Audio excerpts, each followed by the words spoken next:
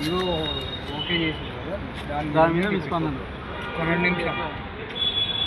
Okay.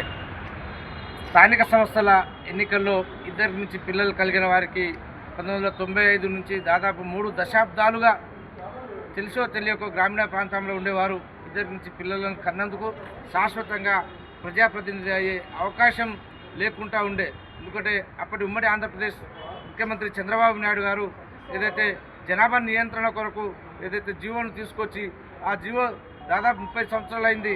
కాలం చెల్లిన జీవోను, ఎందుకంటే ఆ రోజుల్లో జనాభా నియంత్రణ కావాలని, ఈ రోజులలో ఇప్పుడు జనాభా గ్రోత్ తగ్గుతుందని చెప్పి జనాభాను పెనాలని చెప్పి ఈ రాష్ట్ర ప్రభుత్వమే కాక ఇతర ప్రభుత్వాలు మరి మా మేధావులు అనాలిసిస్ కూడా ఈ జనాభా తగ్గుతుంది, జనాభా పెంచాలనే క్రమంలో ఏదైతే తెలంగాణ రాష్ట్రంలో 2019లో గౌరవ అప్పటి ముఖ్యమంత్రి కేసీఆర్ గారు పట్టణ ప్రాంత స్థానిక సంస్థల్లో ఇద్దరు పిల్లల నిబంధనను ఎత్తేయడం జరిగింది. దాని తర్వాత 2024లో అదే జీవో తెచ్చిన చంద్రబాబు నాయుడు ఆంధ్రప్రదేశ్లో పట్టణ మరియు గ్రామీణ ప్రాంతాలలో ఈ జీవోను రద్దు చేసి ఎంతమంది పిల్లలున్నా పోటీ చేయాలని వాళ్ళకి అక్కడ అవకాశం ఇచ్చారు.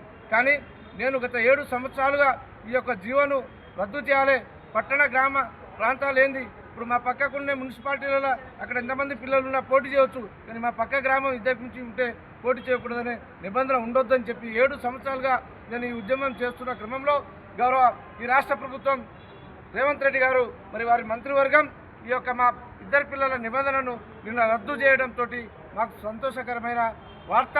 ఇలా మేము సైతం జెండాలకే పరిమితం కాకుండా మేము ఎన్నికల్లో పోటీ చేసి ప్రజాప్రతినిధిగా ప్రజా సేవ చేయాలనే సదుపాయం కల్పించిన రేవంత్ రెడ్డి గారికి, ఇందుకు సహకరించిన రాష్ట్రంలోని ప్రతిపక్ష పార్టీల అధినేతలకు, రాష్ట్రంలోని చట్టసభలో పాల్గొని ప్రజాప్రతినిధులుగా వ్యవహరిస్తున్న వారందరూ మా ఈ జీవో రద్దు కొరకు సహకరించిన ప్రతి ఒక్కరికి దాదాపు 12,700 చిల్లర గ్రామాలలో ప్రతి గ్రామంలో 10 నుంచి 20, 30, 50 మంది ఇద్దరి నుంచి పిల్లలు కలిగిన ఆశావాహులు ఉన్నారు.